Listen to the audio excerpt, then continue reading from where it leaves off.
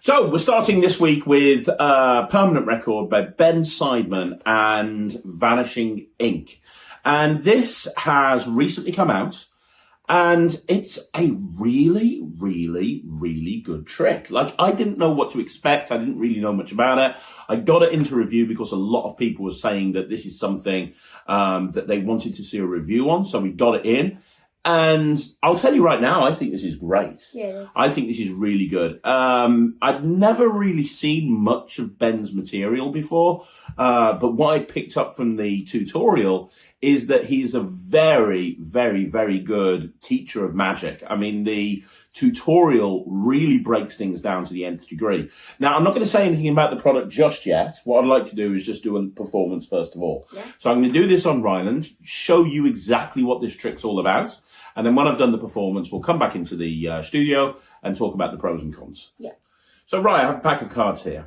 And I'm going to try and influence you. Do you believe in influence? Do you believe I'm able to influence you? Yeah, I think so. Well, how many cards in a pack of cards? 52. Very good. Now, Well, all 50. there's certain cards that are more desirable than other cards. If I asked you to guess what the most commonly named card is for a male, what would you say?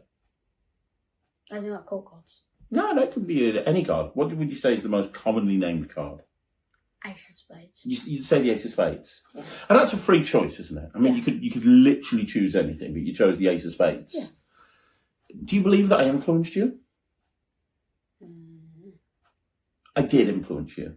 I influenced you to say the Ace of Spades. Because while I was talking, I was holding this card box.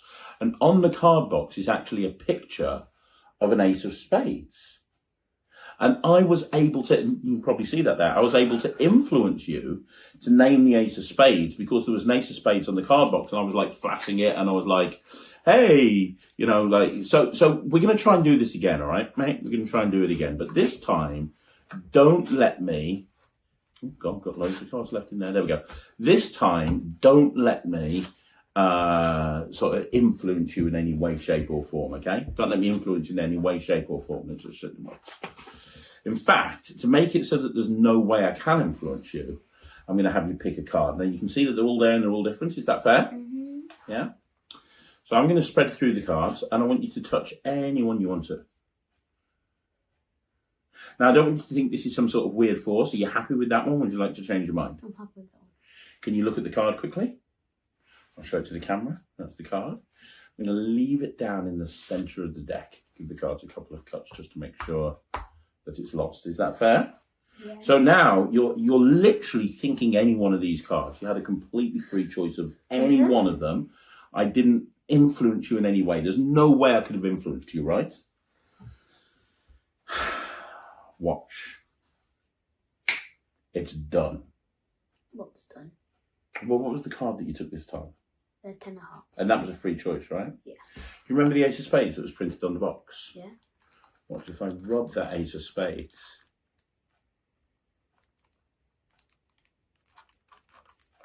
It changes right there into the 10 of hearts. And my friend, you can examine it. Okay, so that's the trick. That is permanent record. And I think the first thing that I need to say is there is a lot of ways of doing this. Yeah. So what you get with this is you get a gaff deck and you get a bunch of gaffed cards. And the gaffed cards will allow you to change a card box. Now, once that card box has been changed, at that point, at the end, the box can be completely examined. The gaffed deck cannot be examined, but the card box can be examined. And the main routine, the one that Ben explains first of all, is about as close to self-working as you're going to get. It starts, as you saw, with a psych force. I used a slightly different sort of psychological force on Ryland because I knew he wouldn't go for the way that Ben suggested doing it. But he goes through what to do if it doesn't work. He goes through what to do if you've got a group of people. Like, he really breaks everything down. But then you go into the second phase of the routine where they pick any card, and the gaff deck really allows you to have a totally free choice, doesn't it? I mean, it really allows you to have a totally free choice. And then the card box changes so that, you know, the card on the card box changes to the card that they name. which is really strong. You know, it's kind of a little bit got that sponge balls moment. You know what I mean, right? People like sponge balls because when they open their hand, they're expecting one thing and something else happens. This has that similar sort of thing. The holding onto the card box. I don't think you even need to make a big deal of it. You can just give them the card box. They're not going to go check it out. Yeah, can you just hold that for a second? Yeah, just hold that for a second. Then later on when they look at it, it's like, hang on a minute. That's just changed. How did that happen? And at the point where they've noticed it's changed, everything with that card box is examinable, which is really cool. But then Ben goes through a whole bunch of other ideas, a load of subtleties, a load of handling tips, and you can tell that he has worked this in and then some.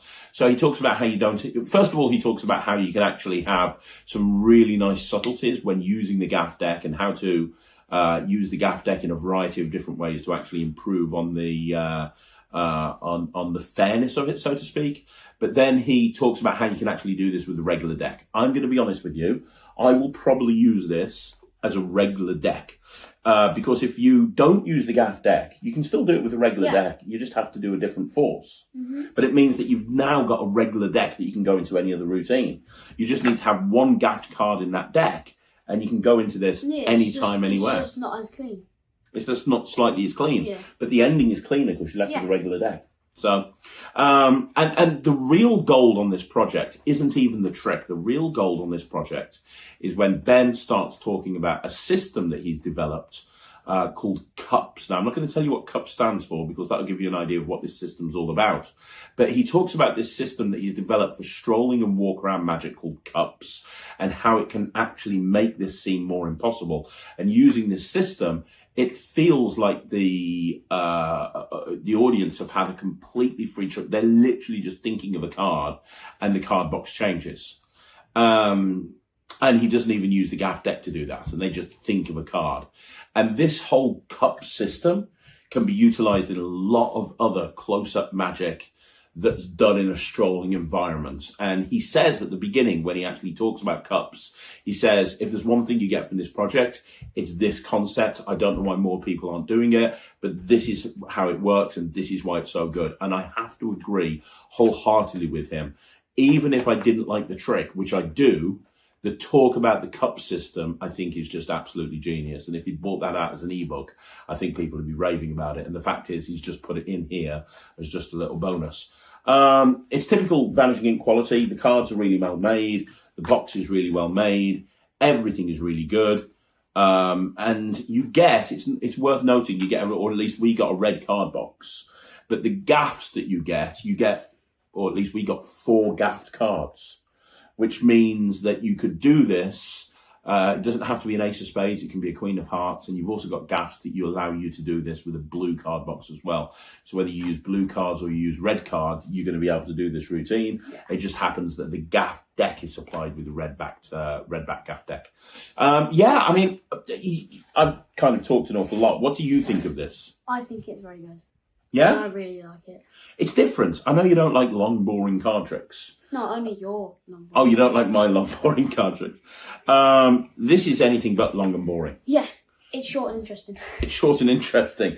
And it's complete opposite. It's complete, what, to my magic? Yeah. Complete opposite to my magic. It's fun. And it's impossible. Anytime a drawing or something that's printed actually changes, it becomes even more magical.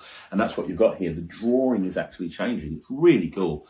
I'm going to give this 96%. This is absolutely 100% going into my act. I think it's great. I'm throwing this directly into my my close-up case. And I plan on using this for a long time. 96% from me. What about you? Just to annoy you, I'm going to go 97. 97%. Wow. Yeah, Ben Seidman. There you go. 97% from the Kid Magician. Yeah, it's really good. It's very, very easy. But then there's more advanced handlings in the project as well. But it's accessible for pretty much anybody with any skill level. So Vanishing Ink have once again knocked it out of the park. Yeah. 97% from me, him. 96% from me.